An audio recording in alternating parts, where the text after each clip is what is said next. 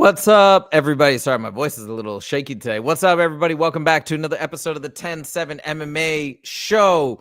We are back, and there is crazy news. Western is all over it right off the bat.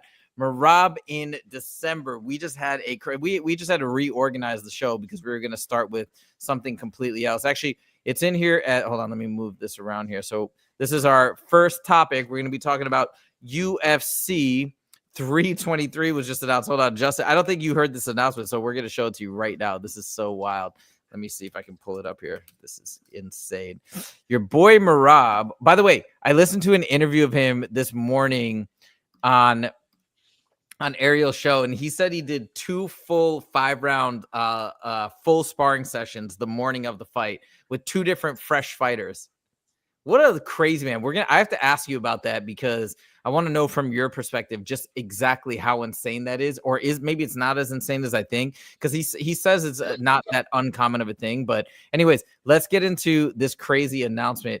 Dude, this is so good. What do you think about a second fight with Petr Yan? I mean, Petr Yan's super tough, man. And, I think Petr Yan's more than deserving, of course. We're talking about their former champ. To get up there, what an incredible matchup. I mean, it is a rematch. I would like to see something new, but I'm totally fine with Petr Yan. I'm fine with it because it helps Merab achieve that goal of wanting to get the most title defenses in a single year. So I think that's cool. I worry a little bit, but I don't think I have to worry because I think Merab knows what he's doing. But I do worry that he's so dead set on this goal of getting another title defense in that he might be rushing back, but I don't know. I don't think he took any damage, but I love it. I'm here for it. And that's the thing that saves it for me. The rematch can take a little luster off of it, especially if you're rooting for the guy who already won, which I think most people are now at this point, rooting for Merab. So that's the thing. But hey, he can go out there and break another record, continue the streak. It's so crazy. So dude, he's coming back the last card of the year and he's headlining. Right? No more co-main. He's now headlining, and that's an indication that Merab is just becoming a massive star. Okay, let's look at everything they announced. So we've got that Merab at the as the headliner. This is gonna be in Vegas, so that's pretty cool. And then it says no fighters ever successfully defended a title 4 times a year. Merab, dog. That's wild. Okay. Then also, this is already leaked. I was gonna make a video about it, but everybody knew that this was happening.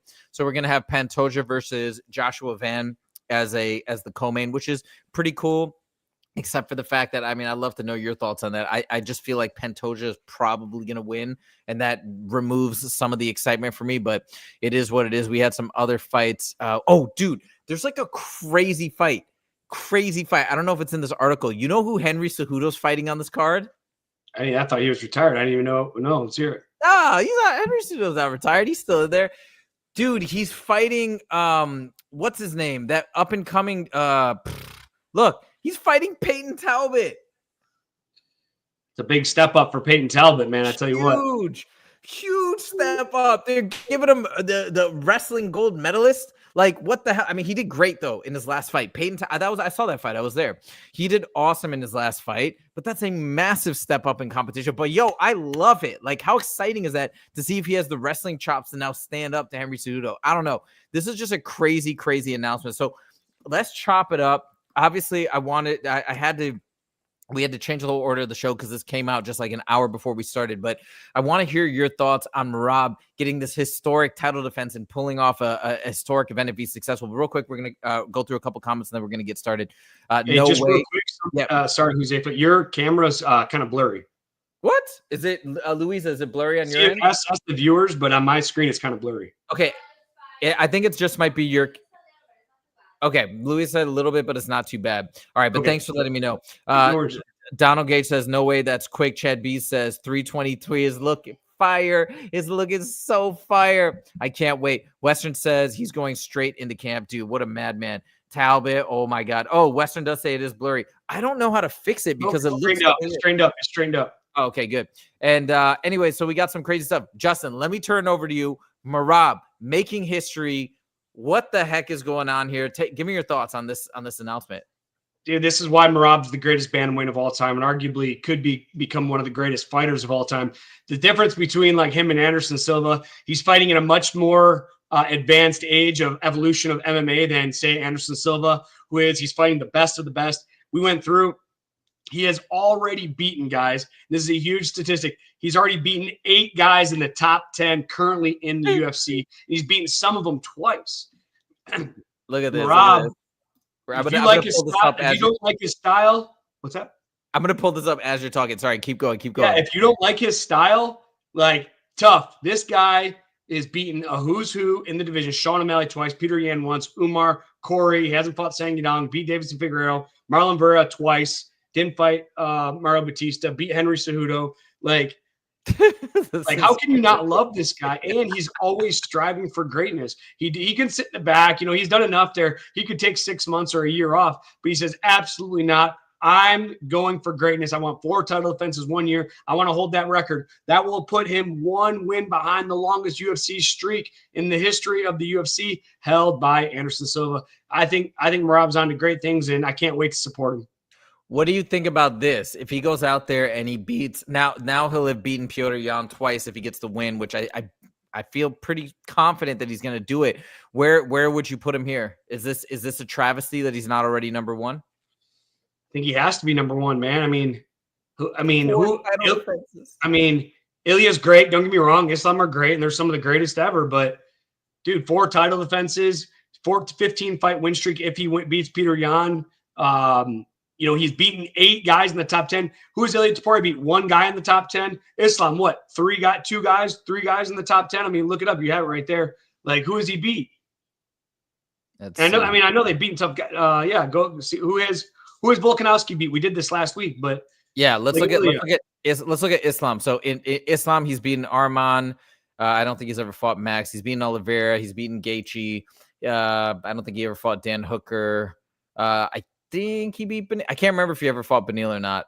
He beat Renato Moicano, obviously. We all saw that. Okay, and then let's look at Ilya. Well, Ilya's a weird one because he was in the featherweight division. But who did Ilya beat in here? Let's see. He beat... Wait, did he? I mean, he obviously beat Volk, and he beat... Who else did Ilya beat on this list here? I don't even know, man. I don't see a lot of people. I don't know. Yeah, Ilya had a kind of shot, a strange path, I guess you could say, like a pretty fast path. I know he beat Josh Emmett. Yeah, but it's a totally different ball game with Ilya and Merab and everybody else. It's so crazy. Chad says, love that Merab has belt and wants to be active. You have to love it. Dana White even said that today when he was making the announcement and all these fights. He said, man, I love this stuff. Merab came in Monday morning into my office and said he has to, or I guess which is today.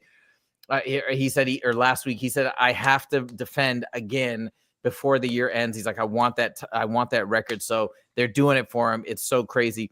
Donald says, craziness. Merab's pound for pound the greatest. I hated his style, but after O'Malley finished, I'm a huge fan.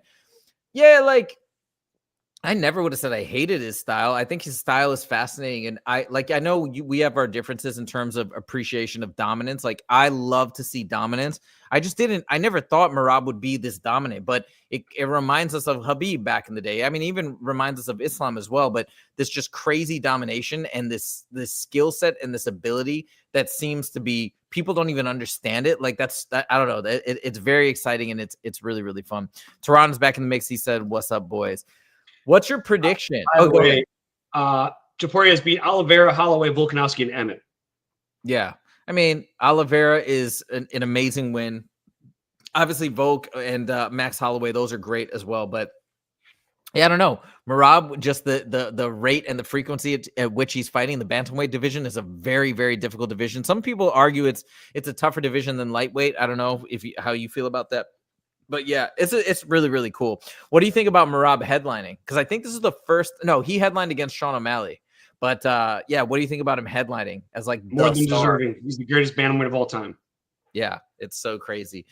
Okay, anywho, that is very, very exciting. We got a couple other fights. Since we are talking about 323, just give us your take. I don't know. Did you watch the Peyton Talbot fight in detail the last time when he won? I think it was at 317. No, I did not. Dude, he did great with the takedown defense. He really held his own. He showed major evolution. I mean, what's your first thoughts here? What's your first take? Do you think Talbot's going to get the better of Henry Cejudo, double champ? Like that's crazy. You know, I remember you had a lot of hype with Peyton Talbot, and correct me if I'm wrong. I might be getting him mixed up with another guy you had a lot of hype for. But he had a loss and then he came back and he won his last one. So, Correct. I mean, this is a huge step up in competition. We're talking about Olympic gold medalist, obviously not as good as he once was, but he still knows how to fight. He still has that pedigree, and it's just a huge step up. And obviously, my initial thought, I always want to go with the old dog. I think Peyton Talbot's biting off a little bit too much, a little bit more than he can chew. Man, but to me, it's such good matchmaking, because when I heard that, I like seeing Henry Cejudo come back and fight. I want to see what he can do, and that excites me. But to put him against an up-and-coming prospect that's this exciting and has been working actively on his grappling, it's a very tough matchup for Peyton Talbot, but it's brilliant matchmaking, in my opinion. And if Henry Cejudo goes out there and gets the win, hey, props to him, but I would like to see Peyton Talbot, because I think he's got so much promise and so much potential. Okay, well, that's our little recap of this huge announcement. Tehran says it's a very random, out of the blue fight. I mean, no, exactly. I'd not heard a single person, but that's why it's so brilliant, because now you hear it, it's like, oh yeah, that makes total sense, and it's so exciting. It's great. It's great. I'm really curious to see too how Henry and Peyton Talbot, because Peyton's so zen, you know what I mean, and how if Henry's going to even try to get under his skin, because I think Peyton will just laugh it off. But yeah, it's gonna be phenomenal. Amir says Guskov manhandle Blachowicz. Oh yeah, I think I heard about that fight getting announced as well. Chad B said the end of the year's cards and the new Paramount era coming up. Just feels like UFC is about to reach new levels. Yo, what have I been saying in all my videos? Like all last week, we are in a golden era of MMA. Think about it. Over the summer, how many YouTube channels were complaining about? I mean, a lot of them complain like just not a lot, way too much. You know what I mean? But they're just like, the UFC sucks. The matchmaking is terrible. The fight cards are trash, blah, blah, blah. And then all of a sudden, every YouTube person now is saying the opposite. They're like, we're in a golden era. And Meguru keeps saying how much he loves this timeline. He keeps saying, we're in the best timeline. Alex Pereira is on top. Oliveira just got the victory. It's so exciting right now. And then we're going to have Paramount, no more pay-per-views, more access to the world. The sport's going to get bigger. We're going to keep doing more shows, so it's very good. Tehran says that's such a – oh, yeah. And then he says, do you guys okay, so we're going to talk about the Oliveira versus Holloway fight. Let's get into Oliveira first. Justin, I want to turn it over to you. I made a video about this fight. You even made a video about Oliveira's next fight against Holloway. But let me hand it over to you, because you switched your pick last minute. You had a lot to say about this matchup. Take it away. Hey, so one thing that Gamrot did, we talked about it last Friday on the show, and I made a video about it, is how he moved himself in the gym, no distractions. He wanted to focus strictly on the fight. And I thought that was going to be really beneficial. But then, I look at someone like Oliveira, who is, was debating on retirement. And then I guess I read this in an interview that he said that he didn't want to fight anymore. He didn't like being in the octagon anymore. Yeah, I'll show you the clip of it. But he got so many messages from the Brazilian fans supporting him, wanting him to continue. He's like, fuck it, let's run it in Brazil. And then I made my bet during the walkouts, because I was like, man, I don't know, Gamrot. But when I made my breakdown video too, I was like, man, looking at this, I think Oliveira is the better striker. When it comes to the wrestling, I thought Gamrot was going to be the better wrestler, which he is. But once he used his wrestling to get it down to the mat, I was like, man, what's Gamrot going to do? Because, and I said this in the video, this was a premeditated of what I said. I'm just like, man, I just can't imagine him being able to hold him down and or sub him or do a lot of damage. And it went just like how I thought. So when they came out and the whole crowd went electric and I saw the emotion in Oliveira's eyes, I was like, this guy's going to win this fight. And like I said, I changed my pick last minute, put some money on Oliveira. And in my video, like I said, Gamrot got the takedown like I expected, and then realized, fuck, I can't do anything with it.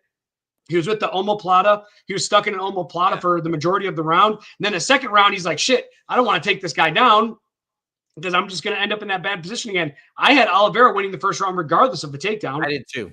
Just because he was going for submissions. He swept. Like, he just was the dominant fighter through and through. And I think Gamrot realized, oh, shit, I'm no match for this guy on the ground. Tried to get some striking. Was a little worried because Oliveira in his last two fights, he did against Ilia Topuria, did again in this fight. He's just walking his opponents down with no respect for their power and their striking. And he ate a couple big shots, even one or two shots where I thought he might have buckled his knees a little bit, but with no regard to his striking. I mean, maybe I'm wrong. Maybe it was just his reaction. But my initial thought, mostly because I was financially invested in the fight, that I was like, oh, shit, he's probably hurt. And I tend to do that a lot. But the striking outlasted, the grappling prevailed, and got the back and got the face crank. What about Oliveira's take? What about Oliveira's double leg in round two? Dude, I did not see that coming, man. I did not see that coming. And I tell you what, I don't think Gamrot saw that coming either, because he shot a beautiful double leg, put him up right against the fence, locked his hands. And I think like the percentage of takedowns completing once you lock your hands has to be over 80%. Oliveira got an easy takedown, took his back, and made the rest of the fight look easy. Like, what is it? It's so interesting how the landscape is continuing to change. Like, there's so many things that I have questions about Oliveira in particular. Like, for one, what does this do to the narrative of, oh, he got knocked out and his chin is susceptible, but then he walked through all those shots. Like, some of those shots landed pretty flush from Gamrot, and he didn't even get phased. He, like you said, he had no respect for Gamrot, just marched him down. What do we say about that? Like, is Charles Oliveira just a special individual? On top of that, another follow-up, he started as a submission artist, as a jiu-jitsu guy. But when you look at his striking, he looks like a professional Muay Thai fighter. When you look at the takedown, he's now getting these amazing wrestling chops. Like, what does all this say to you about, like, how is Oliveira able to do all these things that in some ways I feel like people don't think is even possible? Like, he didn't grow up wrestling, but he's now developed all these Muay Thai and wrestling chops. He got knocked out the last fight, but he seems like it didn't even faze him. What does this mean? You know, when it comes to knockouts like that, you know, I'm big on this. When you get knocked out, it gets easier and easier and easier. Think of like a health bar in a video game. You know, just because, you know, say his health bar got knocked down to 75%, still means he has some miles to put on. He still has some damage to take. And we can go to talk about the power of how much power Oliveira Poirier has that could play. But one thing Charles Oliveira has done better than almost all fighters in all divisions is evolve with the sport. Like you said, he comes in as a grappler, but he's evolved into a kickboxer. He's evolved in his wrestling pedigree. He's evolved into getting takedowns. He's evolved into a complete MMA fighter, and that's why I love Charles Oliveira. I mean, the Muay Thai, you just look at the comparative striking, right? Mateus Gamrot was pretty much using his hands, not Charles Oliveira, mixing it up, boxing, but obviously those beautiful teeps that he loves to throw. And then he had he had like an inside short elbow, boom, at like a 45-degree angle that he connected with. So he just mixes it up so beautifully. And then, like you said, as soon as he got on the ground, man, that was a bad night for Gamrot once he took him. I feel like when he took him down in the first round, and then to get the submission victory and increase his submission streak, it's so crazy. Anyways, the entire fight was amazing. I was going crazy. Now, one last thing, I had no idea he was thinking about retirement, and I didn't know that the fan support brought him back. But I gotta say, I was rewatching it last night, just the after the submission portion, and it got me super emotional because like I was going to bed. I'd taken all my sleep supplements, so I'm a little loopy, right? But I'm like watching this, and you just see after the victory, he just runs out. The whole crowd is going nuts. He's so happy, and it's like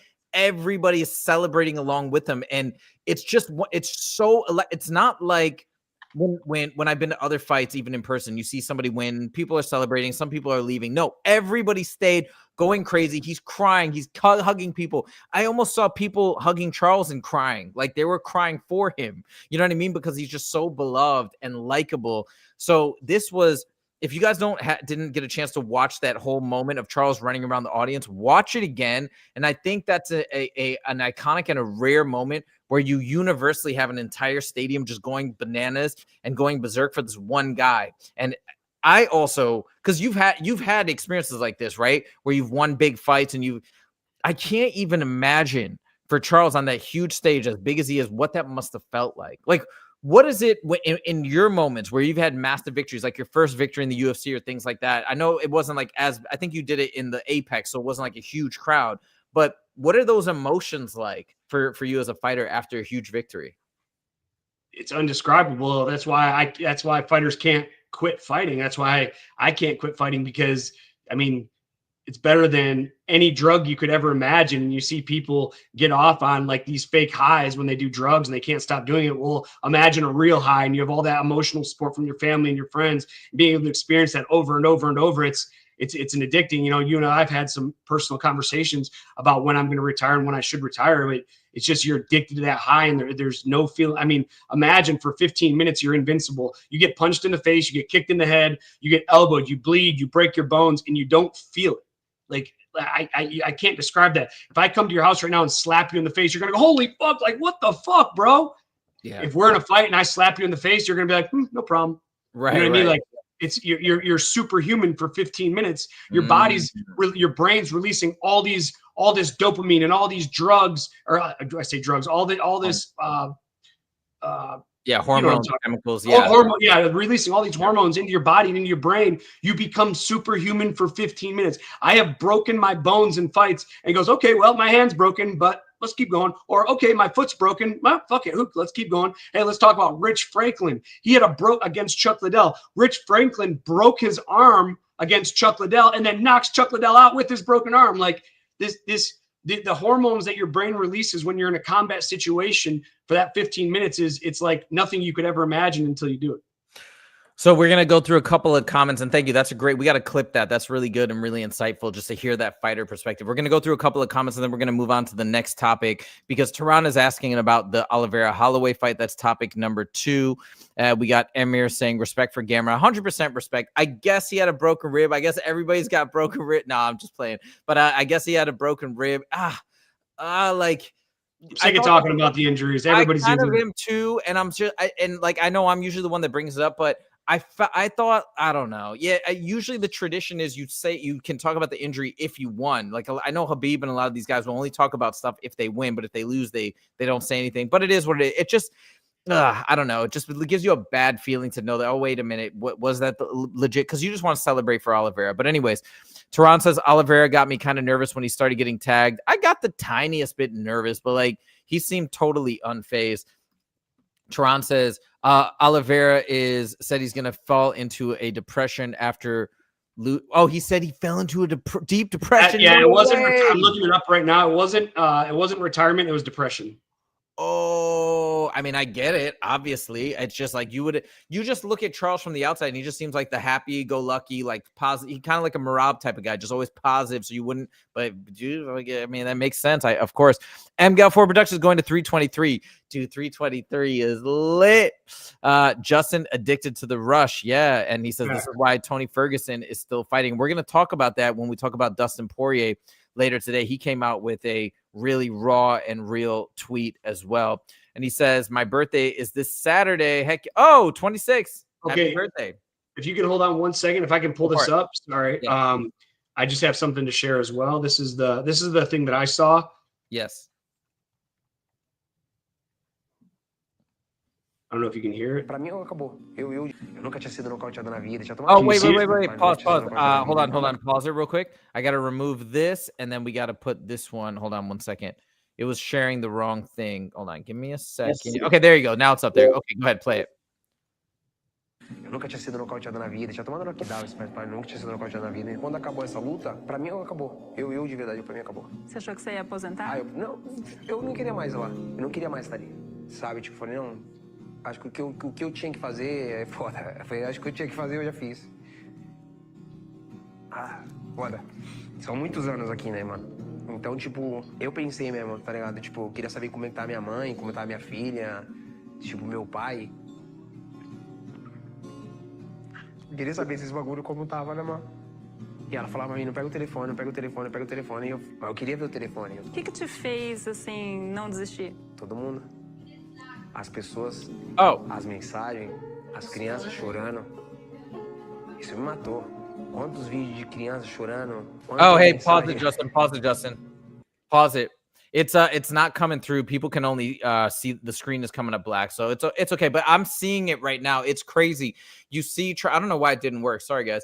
But you see Charles Oliveira getting emotional at some points, talking about the trials and tribulations, the way it felt getting knocked out, him just not wanting to be there. He was worried about how his family would look at these knockouts and that trauma and stuff like that. So, wow, that's so crazy.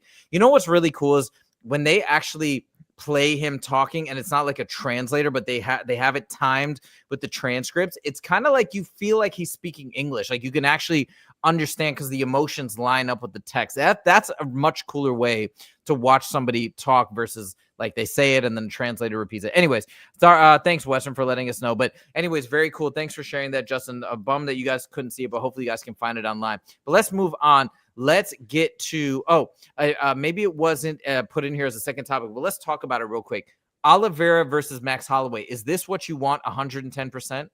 Absolutely. Max, there's rumor, and again, I'm going to do some research before, but, you know, as I was looking up this, Charles Oliveira retirement video that I was trying to play for everybody. I saw a quote, and again, this is just, again, when I Googled it, I'm going to do some more research, but he wants this to be his last fight. Wait, Oliveira? Yes. No. And again, Oh no. And I'm going to look it up again. Okay. Whoa, that's such an end of an era if he's actually retiring. Dude, dang it. Oliveira is so much fun to watch because, like, I again, he's just one of the most well-rounded fighters we've ever seen. I mean, there's other fighters that are very well. I got the quote, but it's a quote from Reddit, so take it for what it is. What? Okay, wait, hold on. Let me see if I can find something. I'm gonna also look this up, but read the quote. Quote says, "Then I think everyone would love to see me versus Max Holloway for the BMF title. I want this to be my last fight." Okay, hold on. Let me see. 5 days ago, it says. I'm gonna double check. Now I got an AI overview. I don't know if it's true because it says Charles Oliveira denies having any plans to retire after his next fight, stating that retirement is a concept pushed by the media, that he has not considered it. He believes he has more to give and is motivated to continue fighting, though he has also mentioned that a potential he has also mentioned that a potential fight against Max Holloway would be a desired last fight due to its magnitude. And then again, oh no, that's on August 22nd. He said he will not be retiring after his next fight. So that's prior to this. So we shall see. But if it is a retirement fight, that would be ill. That would be sick. But we shall see. Now, this brings up an interesting point, though, right? If we are going to have Oliveira go up against Max Holloway, and this is something that MMA Guru was talking about the other day. Dude, what's going on with the biggest star in the lightweight division? What is going on with Paddy Pimblett? So we're going to take a quick look at the lightweight division. I heard MMA Guru say something as a recommendation for Paddy Pimblett. I didn't really like it, but I think we're going to have to talk it over. I want to see what Justin says as well. But yeah, Western says that'll be a great retirement fight, 100%. And Tehran says Holloway and Oliveira are both bad matchups for each other. It's an interesting. I don't know. I could call me crazy, but I feel like Oliveira, I would 100% put money on Oliveira to beat Max Holloway. Oliveira is way more well-rounded, and Max has got great boxing, but I don't know. Am I crazy? I feel like Oliveira overall, his diversity of strikes is stronger than Max Holloway's boxing. He's got great teeps, those great kicks, really good elbows. He's developing good wrestling. How do you see that fight going, Oliveira versus Holloway? My initial thought is Holloway, just because of how crisp his striking is. But you're absolutely right. And Holloway has incredible takedown defense. He's not going to engage on the ground with Charles at all. But with that being said, Charles has those long kicks, and that could really present a problem for Max. Yeah, and on top of that, if Max doesn't want to engage with Charles has that special ability. Like, this is how he beat Dustin Poirier and Gaethje. They tagged him and he falls down. They don't want to go to the ground. So then he gets to recover. He just stays on the ground. He jumps back up and fights. Like, I feel like that's going to happen again. But okay, well, that's cool because you're going to pick Holloway. I'm going to pick Oliveira, and we'll see. Initially. Once I do the breakdown, I'll make more of a better prediction. Now, MGAL4 Production says Paddy is the odd man out. So Justin, let's break this down. I want to hear your thoughts. I heard MMA Guru, and I don't like this at all, and I hope this is not what happens for Paddy next, because I feel like there's so many cool matchups for Paddy, but he was saying that, well, Paddy seems to be the odd man out. Maybe he would fight Rafael Fiziev. He was right. Rafael Fiziev just got injured. He was supposed to fight Oliveira. I guess he's out. So I don't know if that's the fight, but who are we going to put Paddy Pimblett? I mean, look, Dan Hooker is, again, the screen share is, I'm looking at the wrong thing. Hold on one second. I'm sorry, guys. I'm screwing up on my screen shares here today. So let me get these rankings back up here. One second. So we've got Paddy Pimblett. We've got Gaethje is apparently going to be fighting Ilya. Those are the rumors. Arman are booked up against Dan Hooker very soon. Sorry, did I say Gaethje versus Ilya? So who do we have left? If Max Holloway is going to be fighting Oliveira, we don't have many options for Paddy. Who would you like to see him fight? Well, Beneil. Beneil's a tough dude. He's deserving. They're close with the rankings. I'm a big Beneil fan. Beneil's got to fight. He's fighting BSD.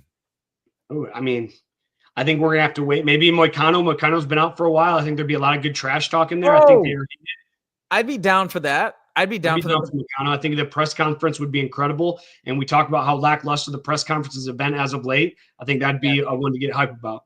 That actually would be good. The only problem is for Paddy, I know they're trying to get him into a title shot after this next fight. So the question is, would people get mad? Be like, well, you're fighting number 11 and then you get a title shot. What the heck? I don't know. It's weird. Why are they doing this? Paddy Pimblett is such a star. They should, but we never know. The UFC might probably don't feel he's ready. They probably don't feel he's ready. Oh yeah. And they want to build him a little bit more. I think that's a big thing. I don't think he's any match for Ilya. I think Ilya knocks him out, and they know they have a star on their hands, and they don't want to rush him into a bad situation. I'm so curious to see how it plays out. Tehran says the obvious matchup is Gaethje versus Paddy. Yeah, I don't think Gaethje's going to take that fight, but that would be a good fight.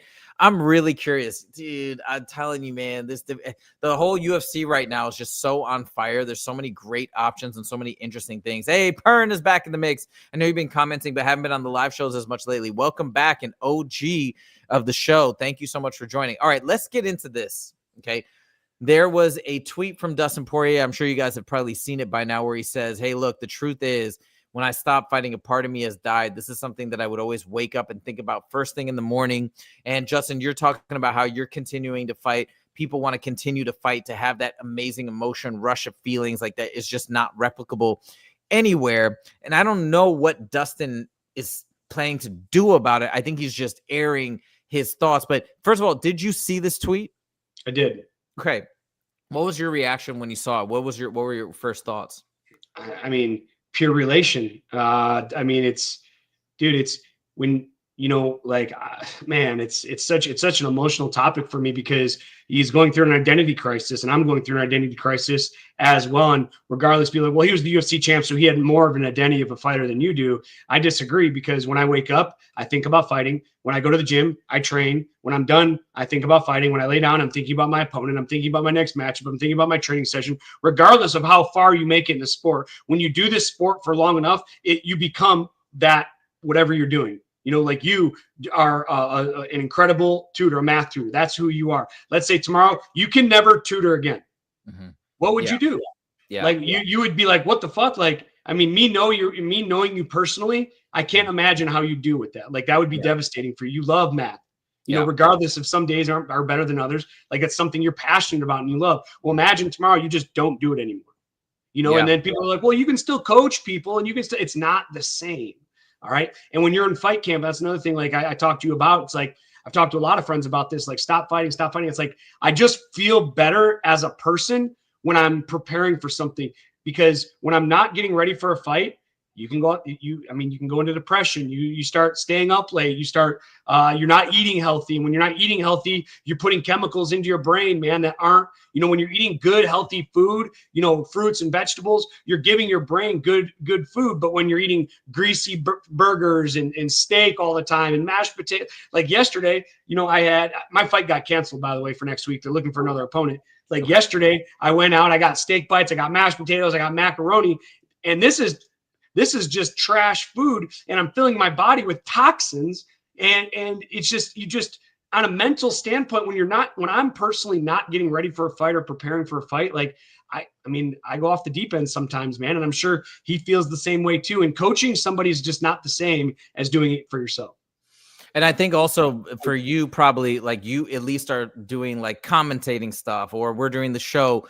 I don't think Dustin wants to do any of that stuff. I think that's my feeling, because he hasn't started. It just doesn't seem like his personality gravitates towards going out there and talking and being a broadcaster. I could be wrong, but at least like maybe that's a little, like, forget about the time in the UFC and all that, but like you have something that's still keeping you into the sport. Now you have a different avenue. Maybe that makes it better for you. But yeah, I'm curious to see what this statement means. Does this mean Dustin wants to come out of retirement, or does it mean he wants to have another role in the UFC? I guess we shall see. One fighter who I feel like has done a great job is Daniel Cormier. But that's probably a fairy tale ending. He goes out there, he's a double champ, and then he gets to have this huge role in the sport where he's talking to everybody. He's the main commentator for the biggest fights on the planet. Like, that's a very, very lucky thing. I bet. Yeah, that's different. He probably doesn't miss it at all, I'm guessing. But imagine him starting his podcast like we did, and he had to grind for 3 years by doing a show twice a week and putting out videos every day. And you know what I mean? Like, most people can't do that. We look at some bigger names. We talk like, I'm not going to mention any names because they're friends of mine, but like they do a show once a month, and it's like, you know what I mean? They already have, 30,000 subs, and they only do a show once a month. It's like, man, imagine having to grind like we do. You know what I mean? It's just, I love it. I personally love the grind, but being someone like that's, it's not for everybody. If I couldn't, I'll tell you what, I couldn't do this show by myself. If it wasn't for you, like I'd fall off the deep end, especially after, you know, we go through a great experience of views and we had, you know, thousands of views and sometimes 10, 20, up to 40,000. And then I'm laying in bed last night looking at our views and we had like 10 videos in a row get less than 50 views. And it's like, man, I'm with it though. Like, cause you and I have talked about this and we talk about the ups and downs, but if I was by myself, I might mentally break and just quit. Yeah, and I think that's what happens to most people. Luckily, you know, I've been down this road with other YouTube channels, and I know the game. But like the most important thing is hey, Carrie Jane, what's up? What's up? The thing about doing stuff. Well, I'll just take a quick little second to explain my thought process with this. When I was watching MMA content for years, you know, Ariel Helwani, all these other guys, and I'd just be like, but I have a different perspective. But okay, and I don't even really have friends to talk about it to, because all my high school friends, most of my friends in LA, they're not into MMA. So I have these thoughts that I just kind of say to myself. Now we have a small audience, but it's still people that I get to have this outlet, whether I get 50 views or 1,000 views or whatever. I get to now share my thoughts, and that just feels really good because I have a lot of thoughts about the sport. It's the only sport I watch and love. So I think that's the key, at least for us, in terms of keeping it going and keep waking up being excited every day to make a video or do the show or whatever, is that this is my outlet to share my thoughts, to be creative, to give my insights. And I get to do it with you, and we get to do it with our audience, and then we get to hear our audience, and we get to have conversations. So the intrinsic desire comes from the fact that it's just pure enjoyment day to day to day. And then I believe also too, I do believe we got something cool here. Like, I'll have a blast with it. I think people that do tune in enjoy it. So I just know that if we keep at it, more good things will come. Where exactly that goes, we never know, but that's the fun. That's the mystery of it. So we're just going to keep on that grind. And yeah, we don't have the advantage of some other guys that were like UFC champs that have like 1 million followers on Instagram. You can immediately translate that to YouTube. But I'd rather it this way. This is better. We have to earn it. And we have a better advantage than those guys. Exactly. And we have to show YouTube. We have to show our fans. We have to show people out there that are coming to watch our channels that we're not quitting and we're not giving up, and we're going to be here consistently. If you're looking for content, you can see you can count on us to have at least one piece of new content every day, and we're going to earn it that way. And I'm all about that. So anyways, yeah, super, super fun. But I understand what Dustin Poirier, just from the things that you've told me, what he might be going through. It's a bummer, but hopefully that will lead to something new that can get into, and maybe he will do some sort of fighting, but we shall see. Pern says, what annoys me in the MMA scene is there's so many AI dude, I think I catch those. I think that YouTube, this is what I heard back in 2024. I don't know if this is still the modus operandi for YouTube, but I know that they want YouTube to be a space for people, not for AI. So I believe that they're trying not to promote the AI YouTube channels. I can still tell pretty easily when it's AI and immediately click off it. I don't want to have it's just not interesting to me. So I think that as these YouTube channels pop up, I think YouTube is not really giving them a lot of play. So hopefully it'll still be the actual people creating content that will be more engaging. Yep, go for it, Justin. Question for you. So when you say AI, is that talking about like the voice? They sound like a robot voice talking? Yeah, that's typically an AI channel? Yeah, exactly. Hey, look what Matthew said. Dude, Matthew, you're the man, dude. Appreciate everyone's support, man. Thank you, bro. If you guys are still on, man, click that like button, guys. It goes a long way for us. We really appreciate it. Donald also says becoming a content creator is quite hard without lady parts. What? How he worded it was funny, but he's absolutely right. Yeah. Because you look at Nina Drama.